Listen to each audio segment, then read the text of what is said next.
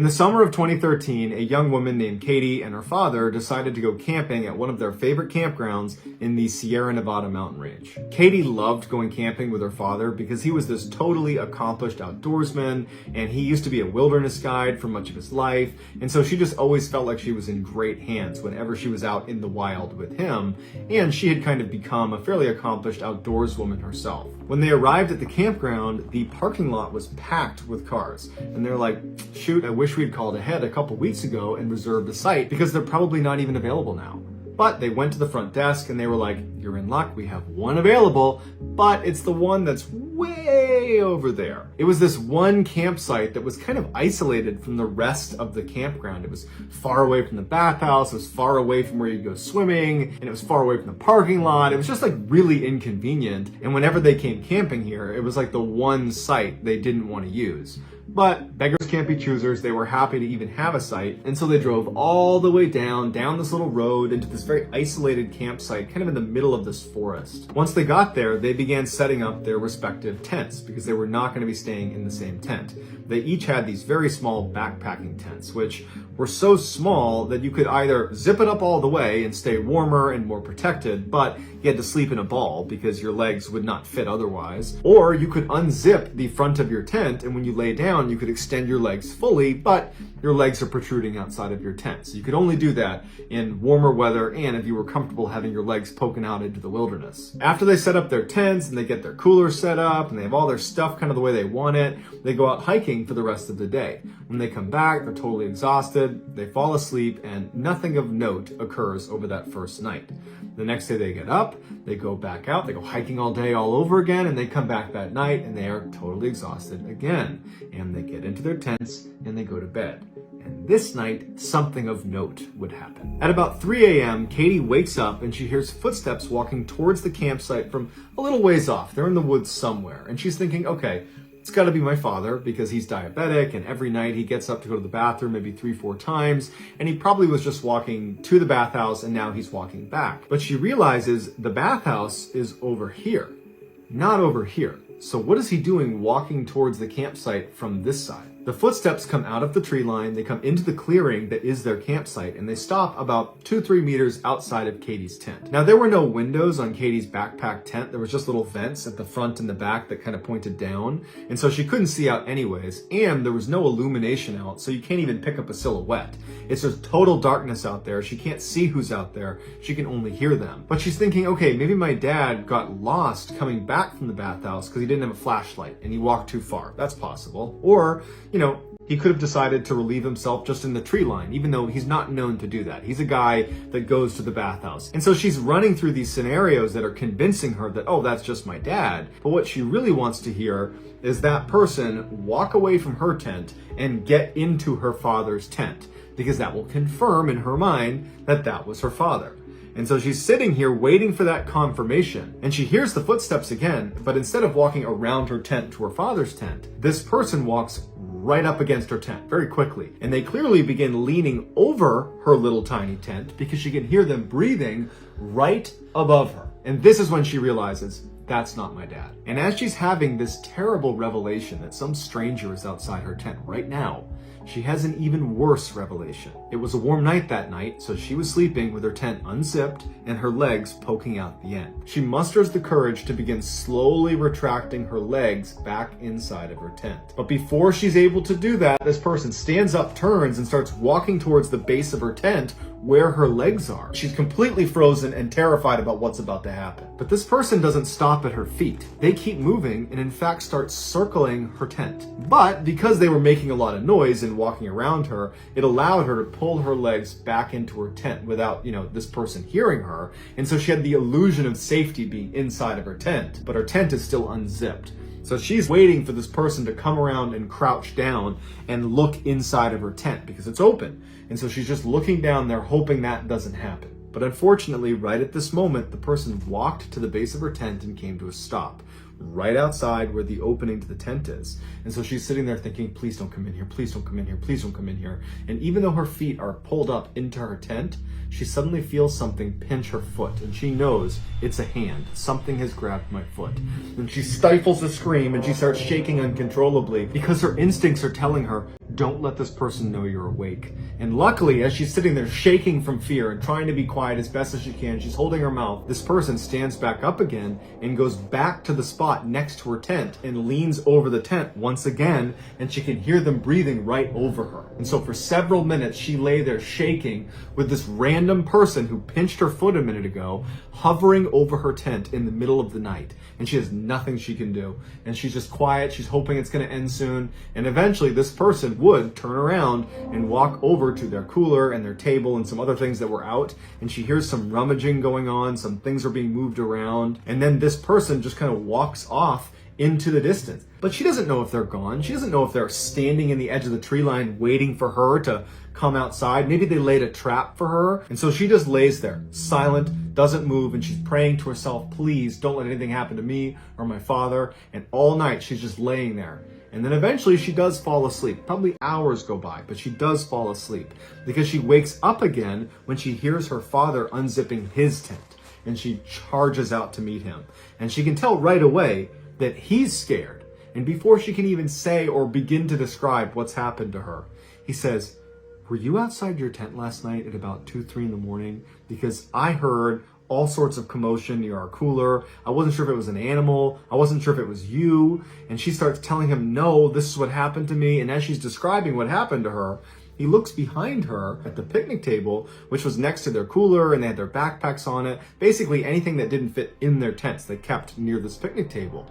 And he points at it. And she turns around, and any item that was in the cooler or in their backpacks or that was just out has been stacked in a pyramid formation on this table. Clearly, the guy who was here last night did this for some reason they don't understand. And as they go over to look at it to see if anything's been taken, they notice this track of footprints, like these heavy footprints that have been going around and around Katie's tent. So she clearly wasn't imagining it. And so that instant, they packed everything up, got in their car, and they left. And to this day, they can barely talk about it with each other because it's all the things that could have happened. The father felt horribly guilty because he clearly heard this person but didn't leave his tent. And his daughter was clearly in danger. And his daughter's thinking, the tent was open. This person was crouched down, reaching into my tent, grabbing my feet.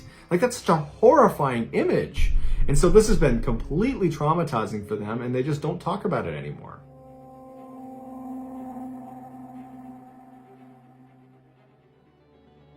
We have a brand new show, a history podcast. But wait, it's not like a boring history show. This is not like, when you were in school and you had to sit through lectures about something that happened hundreds, thousands of years ago. It's not that. We're gonna pull from history, but we're gonna tell the true stories behind moments in history. We're gonna give you stories that feel like MrBallen stories with plot twists and crazy point of views. It's gonna be classic Ballen storytelling, but again, historical is the context. Here, let me give you an example. So if you look back and try to identify the first time true crime sort of became a thing, that the public was suddenly interested in a case that really had nothing to do with them just because it was entertaining, that case would be about this murderer who escaped. And that's kind of all that's available if you look it up. Oh, yep, escaped murderer, that's when true crime became a thing.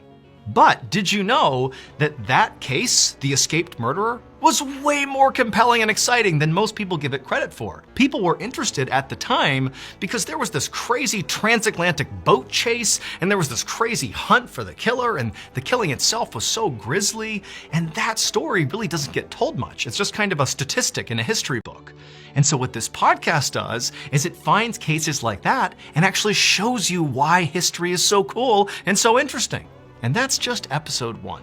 So this new history podcast is called A Twist of History, and it's live right now. So go to any platform where you get your podcasts and look up A Twist of History, or just search for Ballen Studios and you can find it that way. Follow the show and tune in each week. And if you really want to, give us a 5-star review. The show is totally free, new episodes every Wednesday.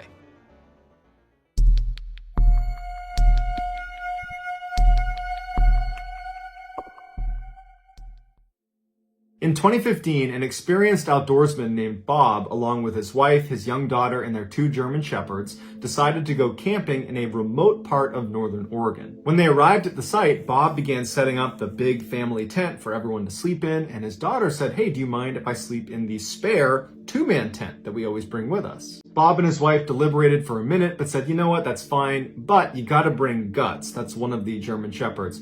Guts needs to sleep with you because he's gonna be your protection. So that night, after some s'mores around a campfire, Bob's daughter, along with Guts, retreat to their two-man tent, and Bob, his wife, and Leah, the other dog, retreat to their tent. That night, Bob wakes up suddenly to what sounds like footsteps outside of his tent, and he looks to his side, and his wife is still in the tent with him, and so is Leah, the other dog, and he listens really closely, and he can hear his daughter is snoring, and he can hear the sound of Guts breathing. So his whole family is accounted for, but he still hears these footsteps, and they don't sound like light little scampering sounds like you might expect from a squirrel or some small critter. They sound heavy, like a big creature is roaming around their campsite. But Bob's dogs are really keyed in to protecting their family, and since Guts and Leah are not up going crazy about whatever's out there, he figures, you know what, it's gotta be an elk or something, and it's not gonna do anything to us, so Bob ultimately just goes back to sleep. The next morning, Bob gets up, and everybody's just fine. There's no sign of any intruders in their campsite,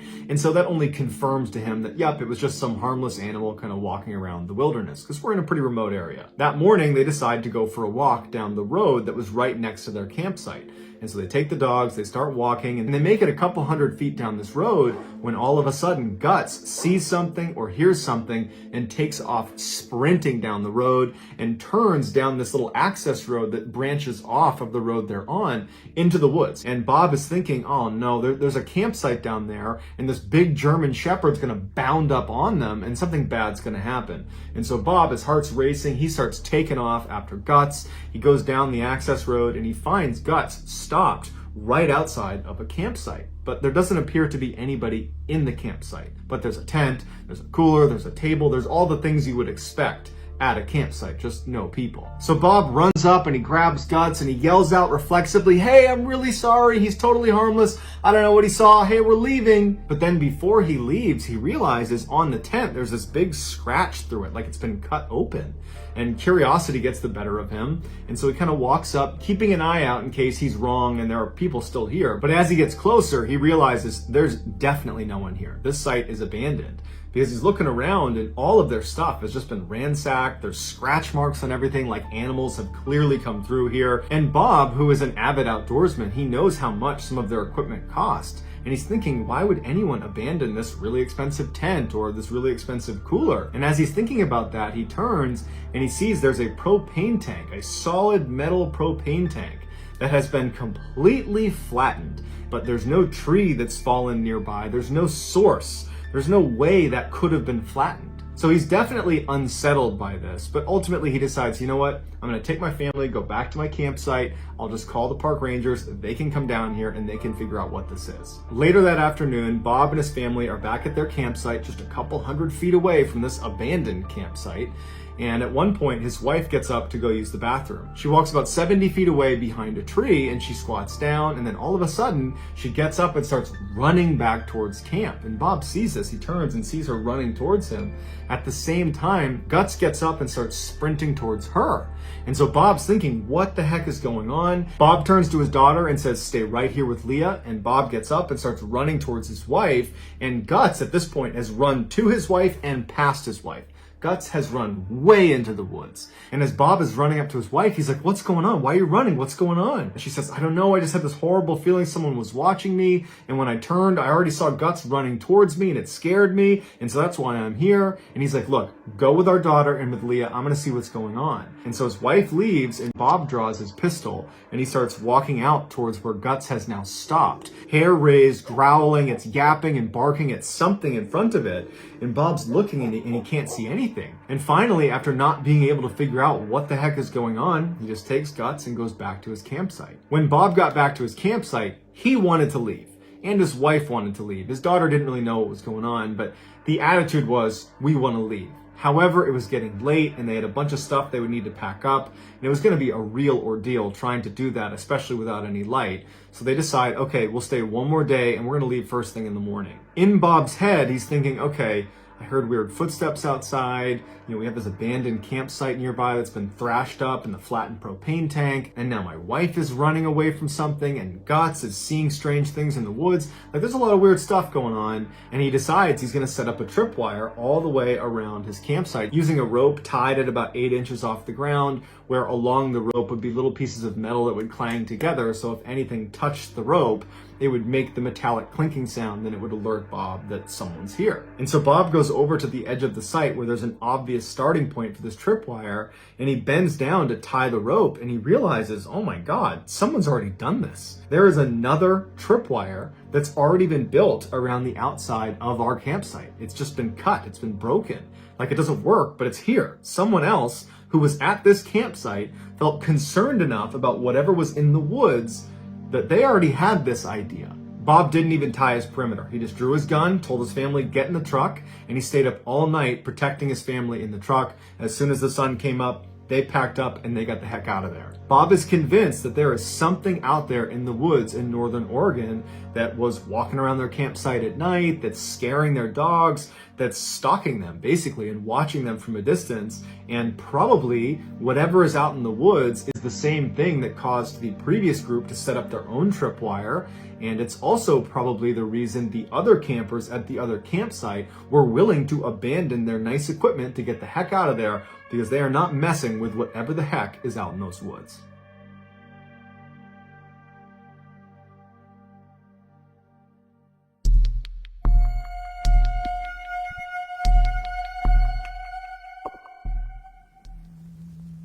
By the summer of 2007, Chris had been working as a park ranger in southeastern Pennsylvania for a number of years, and by and large, he enjoyed his occupation. Some of the time, he got to do what he loved, which was hiking in the forest. And some of the time, it required doing something he hated, which was office work that usually required staying late at night. On one of those late nights, in August of 2007, Chris's boss, Mike, said that he needed to leave the office and go down the access road to this tool shed they had. He needed to get some equipment and bring it back up to the office for some reason, and he said he'd be back in about 15 minutes. As soon as Mike left, Chris decided, you know what, I'm gonna take a break from my work and I'm gonna step outside for a minute. Right in front of the office building was a little staff parking lot, and then about 50 meters beyond that was the edge of this really dense forest where the access road that Mike had just gone down to get to the tool shed basically split right through the middle and went straight out past the office. When Chris stepped outside to take his break, he sat down on the front steps that overlooked that parking lot and the access road,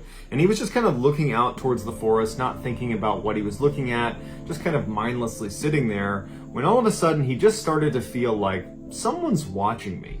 And instinctively, he turned around to look back into the office, as if maybe someone was behind him, but he remembered that he and Mike were the only ones there that night, so no one's going to be behind him. And so he turned back around and he looked out at the parking lot, and he didn't see any movement, and he looked down to the edge of the forest, which he could see because the moon was fairly bright that night, so the illumination was pretty good. And there was no movement against the tree line, there was no animals, there was no people, and Mike had not come back yet. So there's nothing going on in front of him, there's nothing going on behind him, but he just could not shake this feeling that someone was watching him. And so Chris, he's not easily spooked. He's used to being out in the forest in the daytime and at night. He's used to being at this office. A lot of times he worked at the office on his own at night. So he's used to this environment. And so he thought, you know what, I'm gonna go look around. And so he walks down the steps and he walks into the parking lot and he begins looking behind some of the cars. There's only a handful in the lot. There's nothing in the lot. And he keeps walking till he's about 10 meters away from the edge of the forest. And he looks into the forest and it's too dark to see anything. And there's nothing out here. There's no movement. There's no animals. Mike is still not back yet. And so even though he could not shake this sense that someone is watching him, he felt like, you know what? I did my diligence and there's no one out here, so it's just got to be in my head. And so he decides he's going to go back inside. And so he turns around and he starts walking back up towards the office, when all of a sudden he hears this whooshing sound come past his head. And he didn't know what it was, but it sounded like someone took a stick and threw it overhand, so it's spinning like a tomahawk as it passed by its head. And because the sound was so loud and he was already on edge about someone potentially watching him, that he actually dove as soon as he heard it and fell to the ground and scrambled around and looked at the tree line from where this thing came from, but there's no one there. And he scrambles to his feet and he's still looking around, and he starts backpedaling towards the office with his eyes still on the forest, and his attention kind of shifts from the forest to what was just thrown at me. And he turns around and starts walking around looking for something on the ground, like a stick, to see if something really was thrown at him, but he can't find anything. He didn't do an exhaustive search. He didn't look under every single car, but an initial scan turned up nothing. And then he turns back to the forest and he doesn't see anything out there. And even though, again, he feels totally stressed out, like something's out here and I can't see it, he's like, am I going crazy? Did that really happen? Because I can't find this big stick that apparently flew past my head. So is this all happening in my head? But regardless, he's totally freaked out and he sprints back inside the office and locks every door. 20 minutes later, Mike comes blazing up the access road. He stops in front of the office and runs up the stairs. Chris goes over, unlocks the door, and he lets him in. And Chris is about to tell him about this crazy stick throwing incident, but he can tell Mike is really upset about something. Probably more upset about whatever happened to him than Chris is about this stick throwing thing. And so Chris tables his story, he locks the doors behind Mike, and he turns to him and he says, "What's going on? What's wrong with you?" At first, Mike doesn't say anything. He just paces back and forth inside the office. And then finally, Chris calms him down and he gets him to explain what happened. Mike tells him that he was down at the tool shed, which is about a half mile down the access road and about 20 meters off the road into the forest. And he's at the shed, it's open, and he's pulling out the different pieces of equipment he's going to bring back to the office. And he says all of a sudden, all the hairs on his body stand up. He's got goosebumps. And immediately he thinks, someone's watching me. And he turns around and there's no one there. He looks to his right and his left. He kind of pokes his head in the shed, like is someone hiding in the shed? There's no one in there. He walks to the back of the shed. There's no one behind the shed. And he's just totally stumped why he's feeling this way. He goes back to the front of the shed and he's going over in his mind what made him feel this way. And he can't put his finger on it, but he cannot shake this feeling of someone watching him. And it's making him totally anxious. So he gets all the things he needs from the shed as quick as he can. He locks it up, he turns, and he starts speed walking back out to his truck. When he gets about 5 meters away, he hears footsteps running right to left behind him, back where the shed is. And because he was already completely on edge about someone watching him in the woods somewhere, he doesn't even turn around to see what that is. He knows he needs to run to his car and get inside and put steel between him and whatever is out there. Once he's inside, he locks the door, he turns on the ignition and looks one last time in the direction of where he came from. And to his horror, there is a man walking into the woods right next to the shed, turning the corner behind and disappearing into the woods. His instincts were spot on. He was being watched. And that's when Mike hit the gas and sped back to the office. Chris then tells Mike about his stick throwing incident because all of a sudden that seems a whole lot more real, and they both agree that whoever threw something at Chris is probably the same guy who was hiding near the shed with Mike. Concerned this guy might come back and break into the office, they stay the night there and they watch the whole time. They don't see him again. And the next morning they file a report and they tell the incoming park rangers what happened. But after this, there were no more reports of this strange hooded figure roaming around the forest. And to this day, Chris and Mike have no idea who he is or what he wanted. But they can both agree, whoever he was bad news.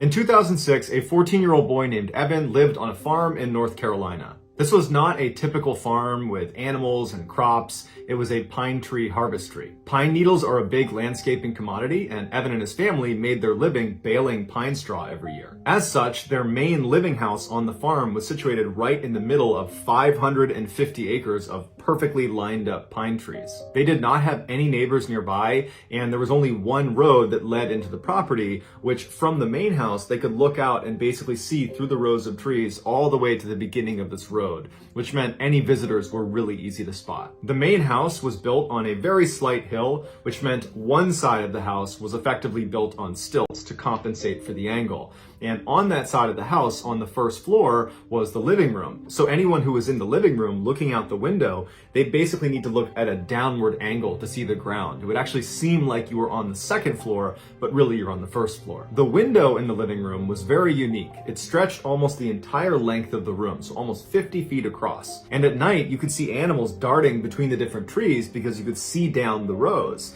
And so that was pretty creepy. And then just the fact that this window is so big, if you're in the living room at night, you just felt really exposed. So between the creepy animals running around and the level of exposure and vulnerability, people basically avoided the living room anytime they were in the house at night. That winter, Evan's cousin came to stay with him on his farm, and because the main house did not have any extra bedrooms, Evan and his cousin would have to sleep in the living room. There were 2 couches inside of the living room, one that was right underneath the 50-foot long window, and then another which was on the other side of the room against a wall that did not have a window. And so Evan would be sleeping on the couch right under the window, and his cousin would be sleeping on the other couch. The first night Evan's cousin was there, they put this big sheet up over the window, but it only blocked like 75% of the window. The 2 flanks of the window were still exposed, but where the couches were lined up, they were kind of blocked by this sheet, so it gave them a little bit of privacy. After goofing around for a while, the boys finally fell asleep around midnight, and then they woke up a couple hours later because they heard Evan's dogs barking way off in the pine trees. Now, Evan was used to his dogs running around the property and barking at other smaller animals, and so just them barking was not necessarily a red flag. But the barking persisted to the point where Evan's cousin got up off the couch, moved across the room to the opening of the window that was not covered by the sheet at the foot of where Evan was sleeping. Now, Evan was still laying on the couch. He was not going to get up and look out the window, so he's looking down at his cousin, kind of looking at his face to get some sort of a read on what he's seeing. And he notices his cousin has this really perplexed look on his face, like he's squinting his eyes and trying to make sense of what he's looking at. And so Evan looks at him and says, "Hey, what's going on? What do you see?" And his cousin's like, "I don't know if my mind's playing tricks on me or not, but I'm pretty sure I see people out there." At this, Evan jumps off the couch and runs over and butts up right next to his cousin so he can look out the window too. And he's scanning out amongst the rows of trees because there's just a mile of pine trees. And the first thing he notices is the moon is very bright that night. So there's good illumination, and there was a light snow covering on the ground, which really added to the illumination. He's looking out maybe 100 meters when he sees someone's leg extend from behind one of the pine trees as if they're stepping into the space between a pine tree column. And he's staring at it, and he can't believe he's even seeing anyone walking around this area because he didn't see anybody come in on the road, and they have no neighbors. And so he's looking, and then a body follows the leg. A person walks from one row to the next. This tall, dark figure just walks calm as can be between the 2 pine trees. And Evan just grabs his cousin and he's like, "Did you just see that?" And his cousin's like, "Yeah, I saw that." And so they continue to look in the direction of where this person crossed the path. And after a couple of minutes, they see another leg now emerging, going the other way, back towards where that first person had come from. So the leg kind of extends into this gap, and then this tall figure walks across into the next row, except now, instead of going just directly across, it looks like they're moving at an angle closer to the main house property. The boys look at each other and they don't know what to do, so they just keep looking out the window in stunned silence. And as they're looking, they see this person emerge again, except now they're not 100 meters away, they're like 20 meters away. They don't know how they were able to move that quickly without being seen. And this time when the leg comes out from behind the pine tree, instead of walking across the gap, it stops right in the middle, and it turns and looks directly at the boys in the window and then begins running toward them. The boys practically fall over trying to get away from the window. Evan's yelling for his father upstairs, and the boys instinctively just start running around the house, locking every door, shutting every window. And as they're going from door to door, the anxiety is growing and growing because they think, if I don't get there fast enough, this person who is running towards the property is going to come barging through that door. And so at every door, their anxiety is through the roof, but they manage to shut everything. Everything is locked right as Evan's father comes charging down the stairs. He's got his gun in hand and he's like, "What's going on?" And they say, "There's someone out in our property." Their dad charges out the front door. The front door is not on the same wall as the living room. It's on the side of the house. So once he goes outside, he's going to need to turn to the right to look out in the direction they were describing. He bombs outside, he stays on the porch, and he starts yelling at whoever's out there that if you come over here, I'm going to shoot you, get the F away from here. And then there's silence. And the boys are waiting, they're looking around, they're checking the window, They don't see anything. The dad comes back inside, he shut and locks the door, and he tells Evan, keep an eye out. If you see him again, you let me know. Evan would reflect on this experience later on and say, we really should have called 911 at that point, but as a kid, I just understood that that's the way my family did business. We kind of took care of ourselves. And so even though there is a threat of some stranger who's running at our property, we were not going to call the cops. And so his dad effectively was telling him to be a lookout. And so Evan and his cousin, they go back into the living room and they kind of go up to the window. They're a little bit apprehensive and they're looking out. And after 5-10 minutes of looking out the window and not seeing anything, they're thinking to themselves, Evan's dad's a pretty intimidating guy and he was just out there screaming and yelling with a gun, threatening to shoot them. So they probably got the message and they're probably gone. And so the boys got back into their couches, and it took them a while, but they did ultimately fall asleep. The next morning when the boys got up, the first thing they wanted to do was go out there and see if they could find footprints from this person to kind of confirm it really was a person, because part of them thought, maybe we didn't see that. Maybe that was our imaginations. They don't know. And so they start by going out the front door, so not on the same wall as the living room. They go out the front door, they turn and they walk down into the trees, and they're looking around and they find some footprints. So they're confirming to themselves, okay, there was someone out here. It wasn't us. This is not our footprints. We found them. So they start following the footprints back towards the property, and they realize at some point there are two distinct sets of footprints. There were two people out here. And even worse is they followed them all the way up to the house. And there were two different circles of footprints that stopped right underneath the living room window along the two flanks of the window where the sheet was not covering. Which means over the course of the night, when Evan and his cousin were up at that window looking out, there's a good chance that one or two strangers were tucked up against the side of the house. And they would not have seen them because of the angle out of the living room window. It was steep because of the stilts it was on. And so anybody that was tucked up along the side, they'd be in a blind spot. And then for sure, after Evan and his cousin got back into bed and were sleeping, there were two strangers who were right up against those windows, probably pulling themselves up to look inside. When Evan's father found these footprints, he immediately grabbed his gun and tried to follow them back into the woods to see where they came from, but unfortunately the snow cover wasn't complete, and at some point they lost the tracks and they never figured out who those two people were. Evan would say, following this event, his cousin refused to ever come back over his house for a sleepover.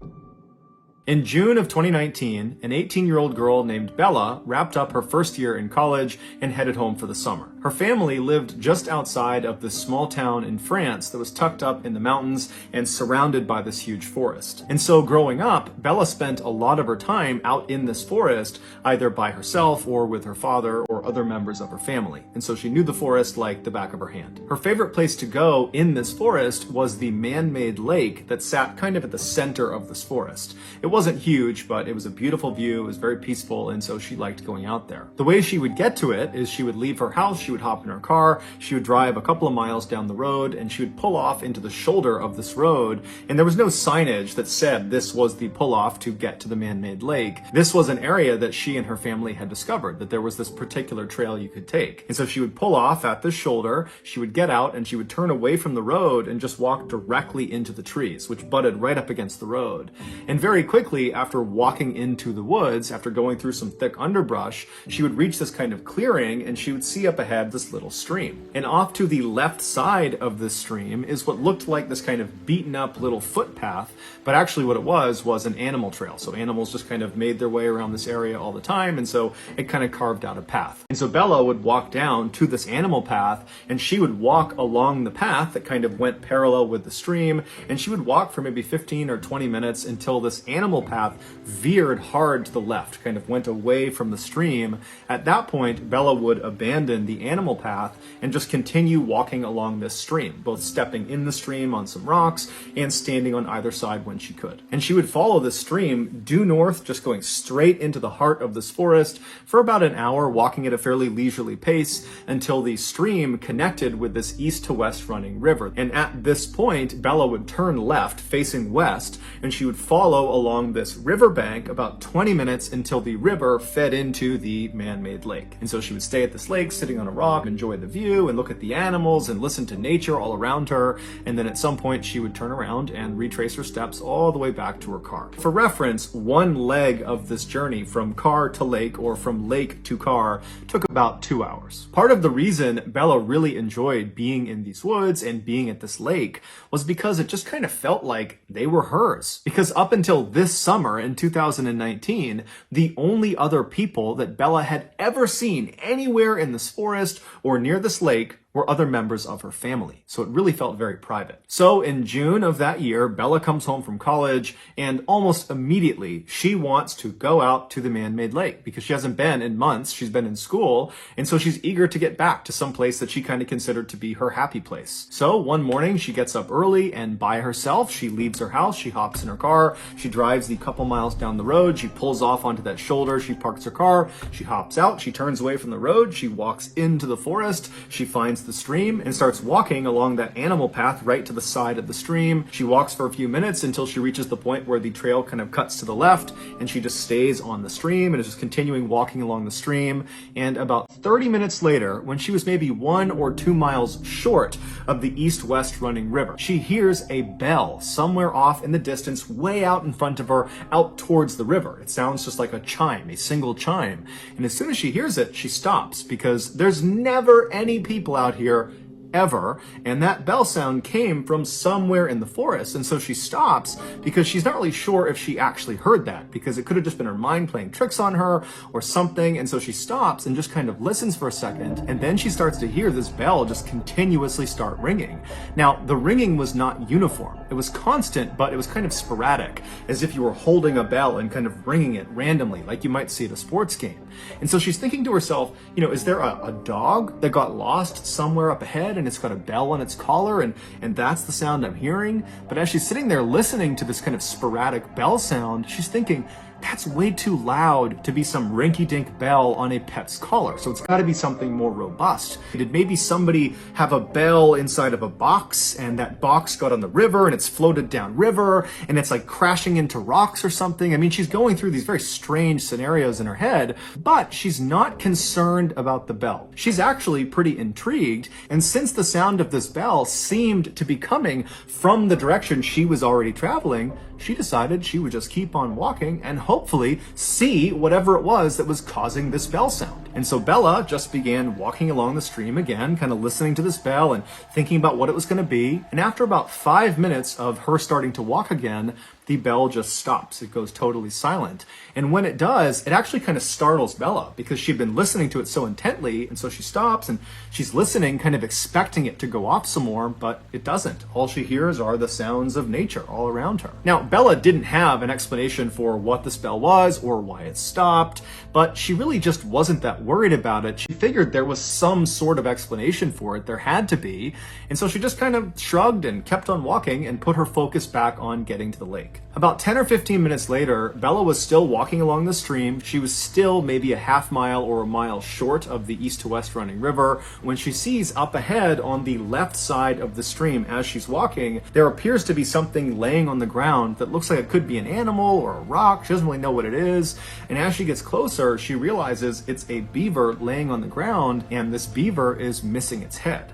Now, this is a huge forest, and Bella would have known that, of course, there are wild animals all over the place, and so finding the body of an animal that had been attacked by another animal was not unusual. That's nature. But what did strike Bella as odd was the cut on this beaver's neck was unbelievably neat and uniform, as if its head had been very carefully removed with a very sharp knife. And the beaver's head was nowhere to be found. It certainly did not have the appearance of having its head removed from some predator and its teeth. That would have been very rough. Also, the rest of the beaver's body was intact, so whatever killed this beaver was not interested in eating the beaver. As Bella stood over this beaver and was just staring at it, she also noted that there was no smell. Normally, when something dies, it begins to smell very quickly. It's part of the decomposition process. And so for there not to be a smell indicated to Bella that this beaver must have been killed fairly recently. And then when Bella kind of gently prodded the body with her foot, she realized the beaver's body was still fairly limp, so rigor mortis had not set in. Rigor mortis is another part of the decomposition process where the body kind of stiffens up, and that happens fairly soon after death. And so as Bella is realizing this beaver must have died very recently, it dawns on her that most likely whoever or whatever has killed this beaver is probably somewhere nearby. And Bella can't help but connect this dead beaver to that bell she was hearing earlier, which before meant nothing, but considering the bell was roughly coming from the same area where this beaver has now been found, it made her uneasy. And so Bella found herself whipping her head around, looking out into the trees, seeing if, there's some person, a hunter or somebody that would kind of explain what was going on, but there was nothing. And so Bella felt herself starting to panic a little bit, but then she stopped herself and said, "Calm down, it's broad daylight. I have been coming to these woods for years and years. I've never seen another person. I've never encountered some predatory animal. I'm sure everything is perfectly fine. I got nothing to worry about." And so she stepped over the beaver and kept on walking. Bella would eventually reach the east-west running river. She would turn left and walk for 20 minutes alongside this river. She'd reach the man-made lake. She enjoyed the beautiful view and the scenery, and then at some point she turned around and began retracing her footsteps. She walked past the beaver on the ground all the way back to her car, and she went home. A week later, Bella was sitting around her house when she felt pretty bored and decided kind of abruptly that in order to cure her boredom, she would go back to the place she loved so much, the man-made lake.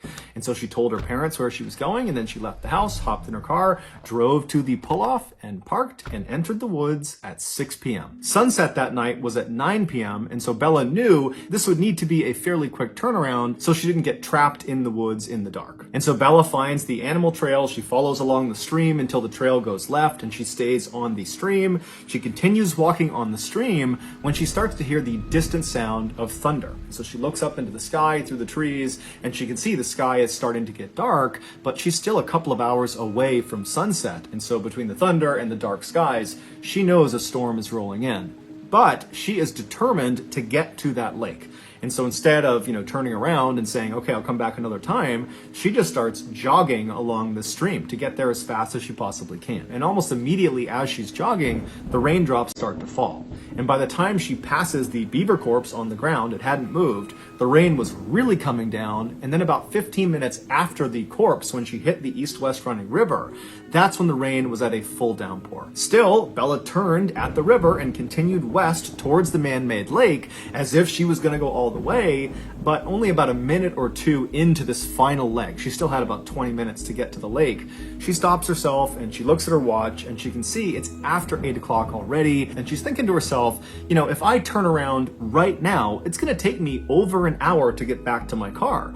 Sunsets at 9 p.m. It's after 8 p.m. now. So already I know I'm going to have to navigate this forest at night in the dark, even if it's just for a little bit at the end. And if I go all the way to the lake and then come all the way back to the car, I'm going to be in the forest after dark for quite a while, maybe up to an hour. And she's thinking, I'm confident I can do that, but it's also pouring rain, I'm cold. If I get lost, this could turn into a very bad situation. And so she ultimately decides that even though she really wants to keep going, she needs to turn around, she needs to head back.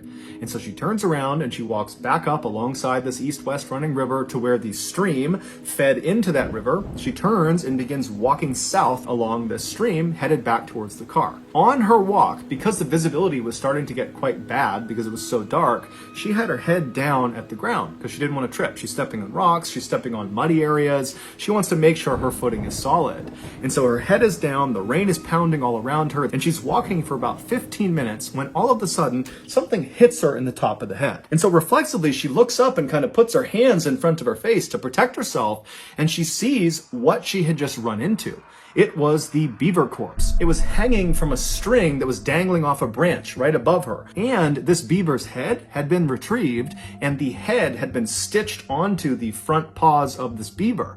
And so she's looking at this beaver that's dangling from this rope. It's carrying its own head and she's walked square into it. And her first reaction was basically to gag. She was going to vomit. She was so disgusted. And then she began frantically rubbing at her hair where this thing had made contact with her because there could be juices from the decomposition emotion that got on her. And then after frantically kind of patting at her head for a second, she stops and something really terrifying dawns on her. Whoever strung this beaver up to this tree and then stitched its head onto its paws, they had done that in the last 30 minutes, because 30 minutes earlier when she was on her way in, she remembered passing the beaver carcass on the ground. She saw it. It had not moved from where it was the week before when she first saw it, and now this beaver is strung up in the tree. And so as the wheels are turning in Bella's head, she realizes that if someone has just done this, then they are probably nearby. And at this point, it's really starting to get dark. The rain is pounding all around her, and she starts whipping her head around, looking in all directions to see if there's someone out there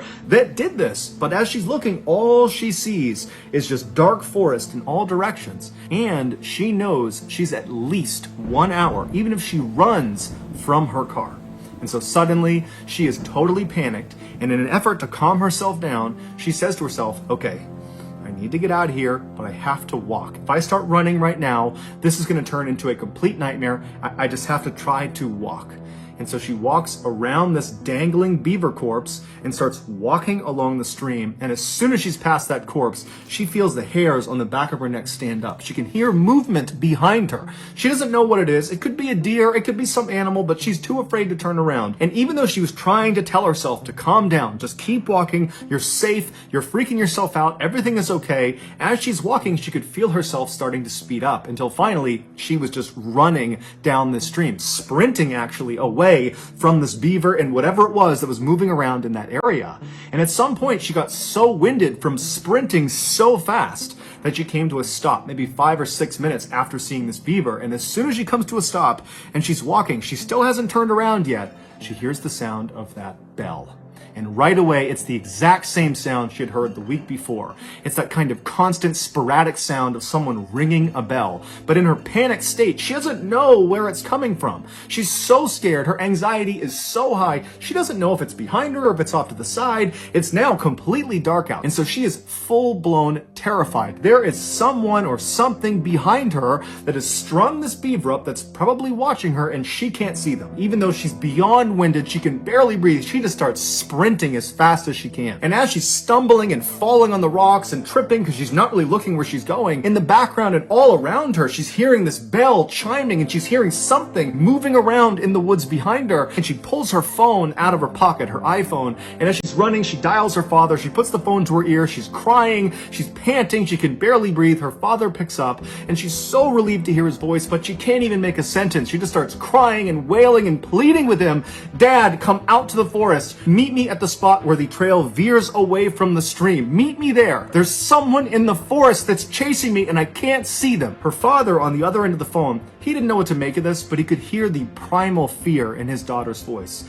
And so he didn't ask any questions. He said, stay on the line. I'm coming to meet you right now. So Bella's father and mother, with Bella on the line, they run out of their house. They hop in their car. They speed the couple miles down the road. They park next to their daughter's car. And as they're running into the woods, they can hear way off in the woods the sound of the bell. They can hear the bell. They hear their daughter screaming on the phone. They can hear the bell coming through the phone, and she's begging them to please come into the woods, come in here, save me. And so the parents run into the woods and they begin running up the stream. Meanwhile, Bella, who's way out in the woods, she's still 10 or 15 minutes away from her parents. She is barely able to run at this point. She's exhausted almost all of her energy, and as she's getting closer and closer to her parents, the sporadic bell sound is getting louder and louder and louder, like whatever it is gaining on her. And she can hear behind her all these sticks and branches. They're breaking as if something is coming up to her. And finally, when it feels like this bell is right behind her head, she just kind of stops in defeat. She's too far away from her parents. She can't get to them in time. And so it was almost like she had to turn around and finally look at whatever it was that was behind her. And so terrified beyond words, Bella, who can barely breathe, she's so scared and so tired,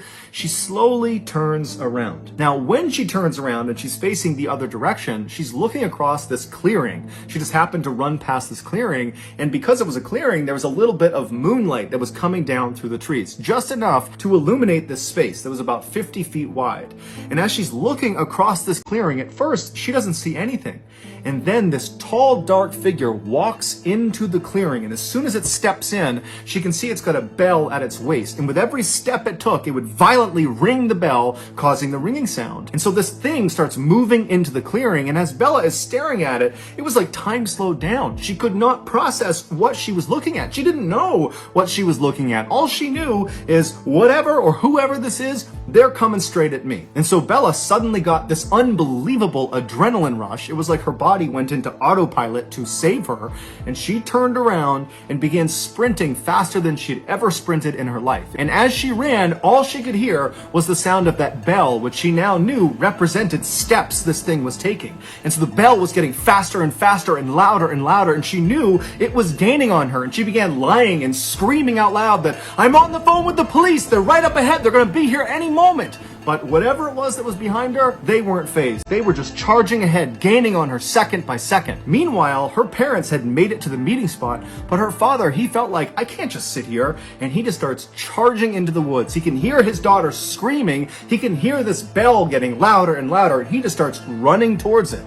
And sure enough, seconds later, he sees his daughter come bounding out of the forest, and she leaps into his arms. He just grabs her, turns around, and runs with her back to the meeting spot. He grabs his wife, and the three of them just charge out of the forest, back to the parking lot, back in their car, and they speed off.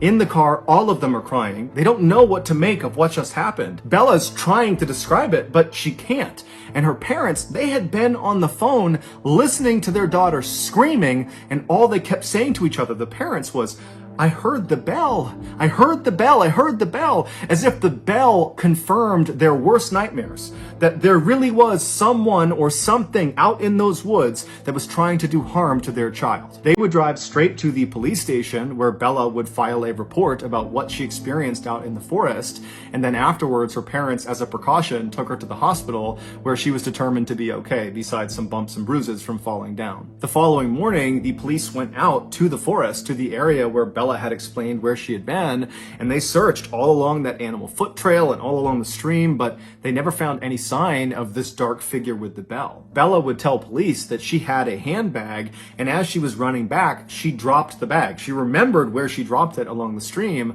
but when the police went to that area, the bag was gone. Also, the beaver was no longer there. It was not tied up to the tree, it was not on the ground, it was gone. The only thing police found that was out of the ordinary was they found a little ways off from the stream, basically along the path that Bella would have been running on, they found a t-shirt neatly folded placed underneath a rock. But the police and Bella and her family have no idea what that signifies. Ultimately, the police told Bella and her family that more than likely what she ran into was some kind of mentally unstable person that was living out in the woods, and perhaps when Bella came into the woods, they felt like she was on their property, and so they kind of tried to scare her off. But Bella has a hard time accepting that. She felt like, as she was running from whoever was behind her, that she was in mortal danger. That had it not been for her father running into the woods and literally grabbing her and running with her the rest of the way, that she may not have gotten out of the woods at all, that she might have been attacked and killed by whoever this was. She also can't help, when she looks back at the entire experience,